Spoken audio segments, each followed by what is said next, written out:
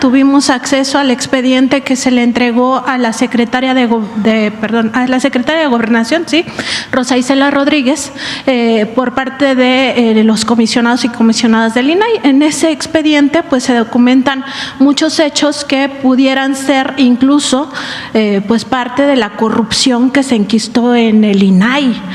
Se trata de también excesos como los viajes al extranjero de comisionadas y comisionados, pero también de otros temas que son importantes, por ejemplo, la renta de un edificio, el edificio sede aquí en la Ciudad de México, al sur de la ciudad, que cuesta 7 millones de pesos mensuales. Es decir que a lo largo de los 12 años que haya sido rentado, pues podría superar los 1,000 millones de pesos que se han gastado en esta renta en vez de haber comprado un edificio sede. Y aquí el problema es que, como pasó también con el tema de las tarjetas American Express, en 2020 los comisionados y comisionadas del INAI, entonces en el Pleno, fallaron en contra de la transparencia, a favor de la censura, para que esta documentación, tanto de las rentas como de la propia, toda la contratación de este edificio, pues no se conociera, lo clasificaron como confidencial. Entonces no podemos saber si ya supera los 1,000 millones de pesos que se han gastado en esto.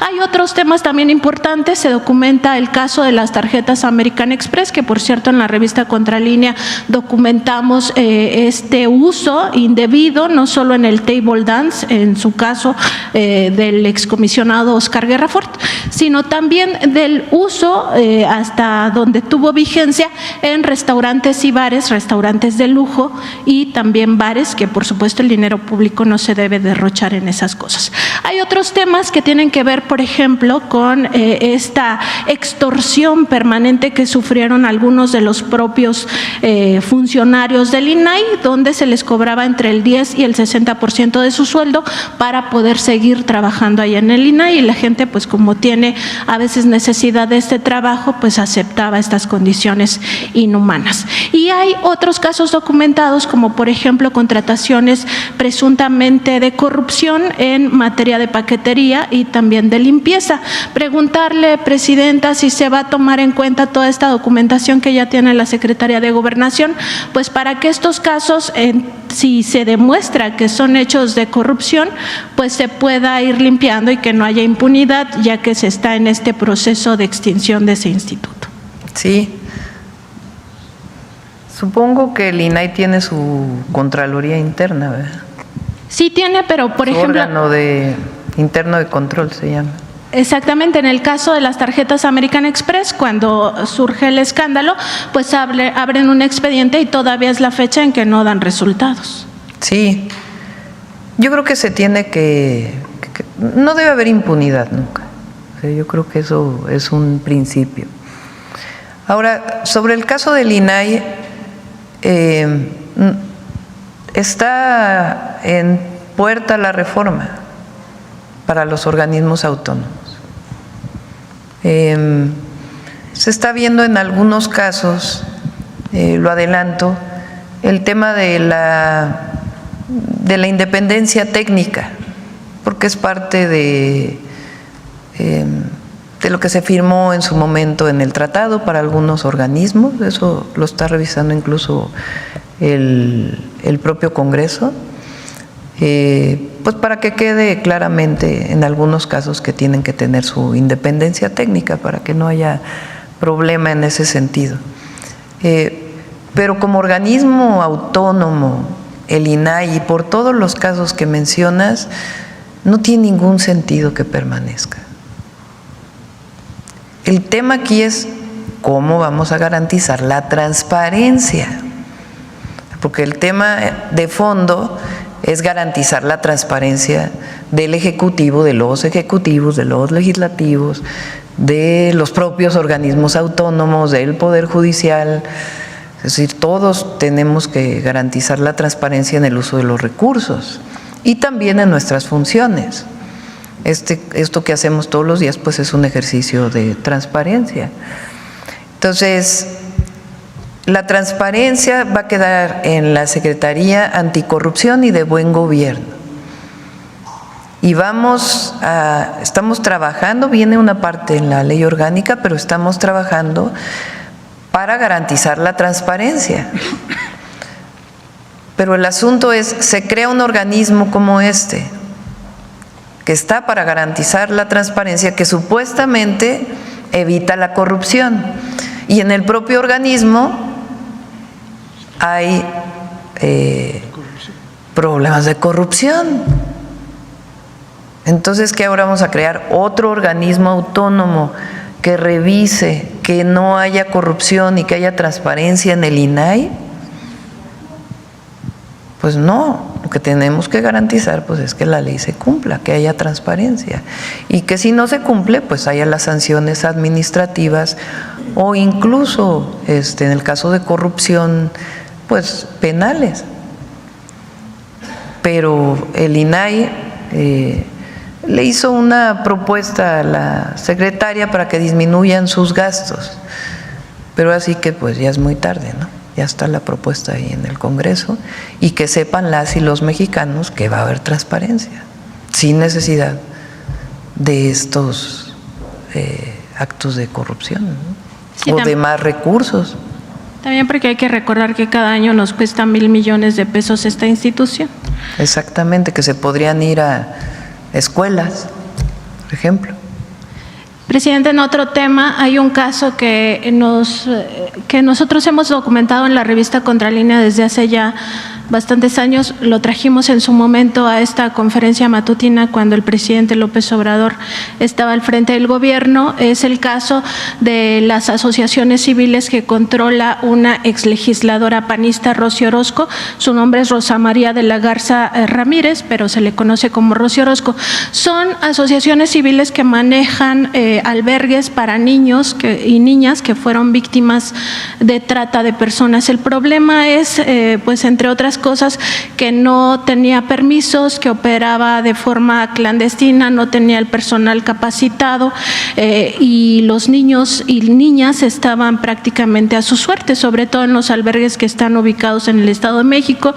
En el caso de la Ciudad de México tuvimos oportunidad en su momento de hablar con la entonces fiscal Ernestina Godoy, y ahora pues es consejera jurídica de la presidencia, y estuvimos planteando esto incluso a la Secretaría de Gobernación y también cuando en su momento la secretaria Rosa Isela estaba al frente de Seguridad y Protección Ciudadana. El punto es que estos niños y niñas ya fueron vulnerados en su momento, fueron rescatados de situaciones de trata de personas que eran esclavos, por ejemplo, o trabajadores pues en condiciones infrahumanas o que tenían otro tipo de trata mucho más violenta y mucho peor. Y el tema es que en estos refugios se cometieron violaciones sexuales.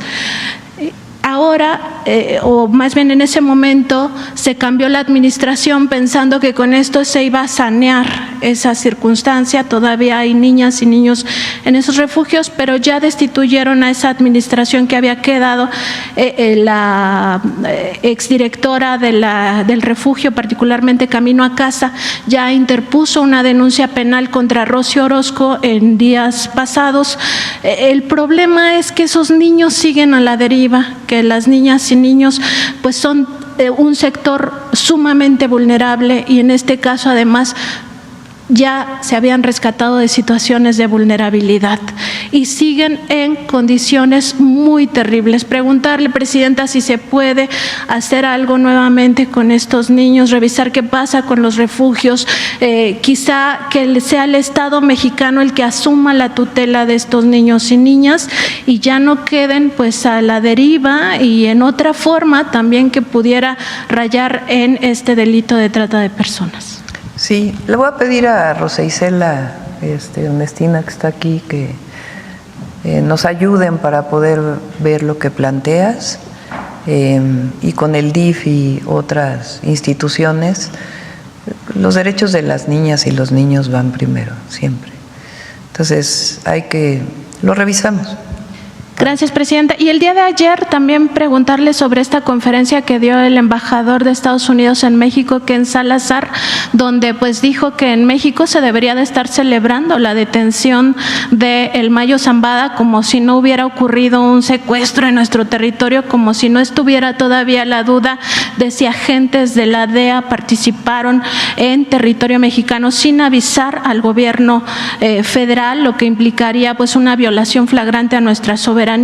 Y dijo, entre otras cosas, que no era responsable Estados Unidos de la violencia que se vive en el estado de Sinaloa. Preguntarle justamente su opinión sobre estas declaraciones que hizo ayer el embajador. Sabemos que ya la pausa que se había puesto con esta embajada de Estados Unidos en México pues ha terminado, pero sí es también digno de una relación de iguales y de amigos, pues que siga también esta falta de información sobre la detención del Mayo Zambada. Sí, lo comentamos hoy en el gabinete. Ayer fue muy claro el fiscal, porque además es la Fiscalía General de la República quien está investigando este caso. Y comentábamos que hay una frase que dice: el fin no justifica los medios. Entonces, no porque hayan detenido a un narcotraficante, uno no ve la manera en que se detuvo. Y en general, cuando hablamos de respeto a los derechos humanos, del Estado de Derecho, de la soberanía, es decir, la manera en que haces las cosas también tiene fondo, no solo es el fin. Entonces yo creo que es parte de lo que estamos planteando, no es la detención per se, sino cómo se hizo.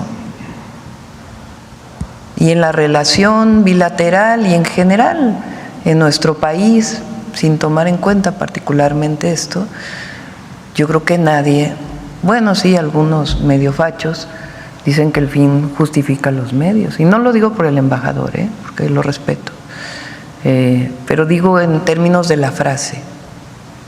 Entonces yo creo que todos, y para eso se han creado instituciones, una constitución, los medios son tan importantes como el fin. Entonces el fin no justifica los medios. Gracias, Presidenta.